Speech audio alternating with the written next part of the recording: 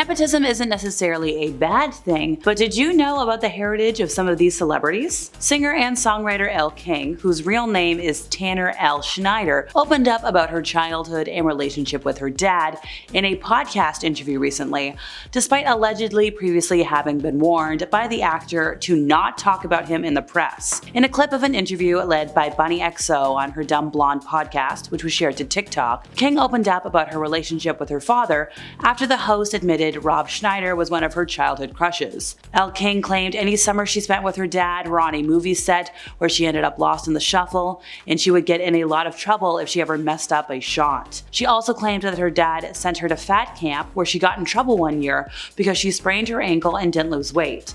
And when she reflected on the experience, she's like, yeah, it was very toxic and very silly. Elle King said she spent 4 to 5 years without communicating with her dad at one stage of her life.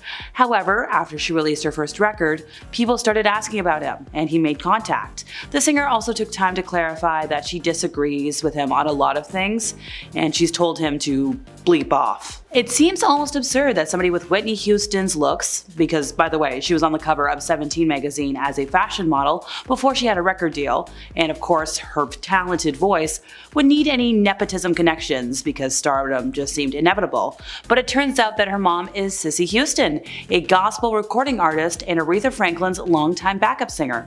Oh, and her sister? Dionne Warwick. It was Mama Houston's training that gave Whitney the technique to wield her instruments so well. And then between the family connections, that's how she got her record deal. Jamie Lee Curtis has kind of made a point of leaning into her Hollywood pedigree, mentioning her famous parents pretty often in recent years. She's like, I know you look at me and think, well, Nepo baby, that's why she's here, and I totally get it. She said this while accepting her SAG award last year. But the truth of the matter is, I'm 64 years old and this is just amazing. Jamie Lee Curtis was born in 1958 to Hollywood royalty, Tony Curtis and Janet Lee Curtis. So Tony Curtis, née Bernard Schwartz, was the son of Hungarian Jewish immigrants, and he went on to become a major film actor, starring in classics like Sweet Smell of Success and Some Like It Hot.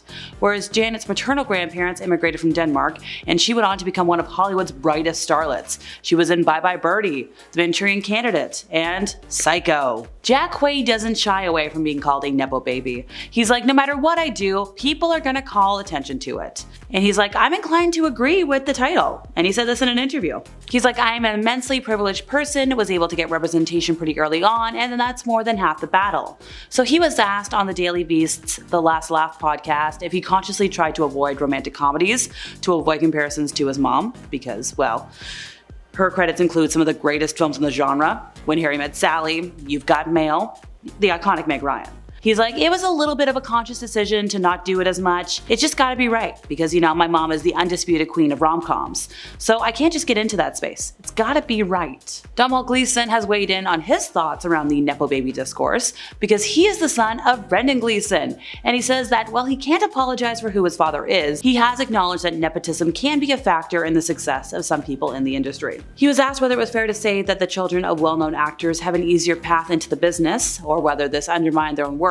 And he's like, I think both things can be true. Like, it would be ridiculous to not be aware of and acknowledge the fact that his father is an actor, and it had an effect on how he saw himself in the industry and the possibilities presented about whether it's a possible path. He said, and just having met people and stuff like that, that does provide a different sort of access. He's also made it a point of how being able to live at home and not worry about rent did have an impact on helping him make it in the business. He said, me being able to stick to the course because I didn't have to pay rent all the time or go and work somewhere to the extent that I wasn't able to do auditions or tapes, that had an impact. Francis Ford Coppola, the director responsible for some of cinema's most iconic movies, The Godfather trilogy, Apocalypse Now, he has a large family tree with most of his relatives involved in the biz in some way. There's his daughter, Sophia, a talented filmmaker in her own right. His sister, Talia Shire from the Godfather series. Her actor offspring, you've got Robert Schwartzman, his son Roman Coppola, a frequent Wes Anderson collaborator, and then nephew, Nicolas Cage. So Nicolas Cage was born Nicholas Kim Coppola and changed his name due to his associations with the film industry's probably most well-known family outside of the Barrymore family. The actor has gone on to have a very successful career, honing a very distinctive persona and appearing in a wide range of movies. You've got Wild at Heart, Face Off, and more recently a kind of parody, The Unbearable Weight of Massive Talent. But at the beginning of Nicolas Cage's career, he found it difficult for people to separate him from his famous family, despite the fact that most of his early acting roles were in his family's film. Rumblefish, The Cotton Club.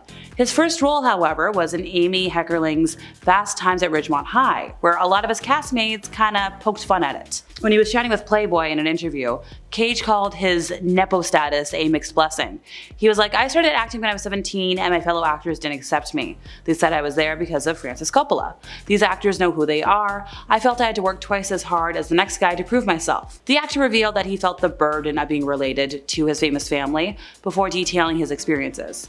He said that the actors would congregate outside his trailer and recite a version of Robert Duvall's line from Apocalypse Now, "I love the smell of napalm in the morning."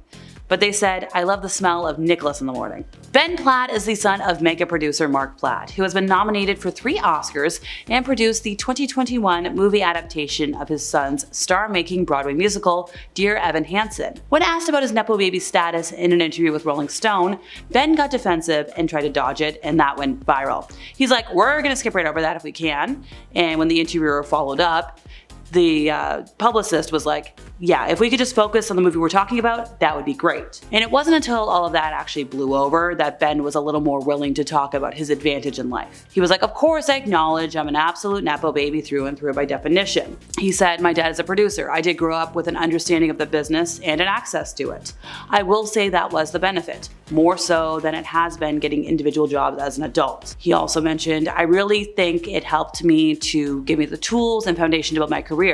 Now that I have started to build it and really show what I can do, I do think it's become much more of a journey that I am sort of the leader of. I absolutely acknowledge the privilege and the access and the leg up that I have by being a Nepo baby, and I've really tried throughout my whole career to do good on that opportunity by working hard to meet the opportunity and make the most of it, and just to lead by example and treat people with respect and be somebody that people want to work with because of me, not just because of who my dad is." Grace Van Dien is the daughter of actor Casper Van Dien and great-granddaughter of Robert Mitchum, and she's another Nepo baby whose heritage isn't obvious. She's most commonly recognized as Chrissy the cheerleader on Netflix's season 4 of Stranger Things, which was a character that garnered a very passionate response from viewers that she called insane, and it left her beautifully surprised. As a child, Grace appeared on the Lifetime reality show I Married a Princess with her dad, and also with her now ex-stepmother, Catherine Oxenberg, the Dynasty alum who is descended from Serbian royalty. And while Grace believes that the priority for casting is about who fits the role authentically,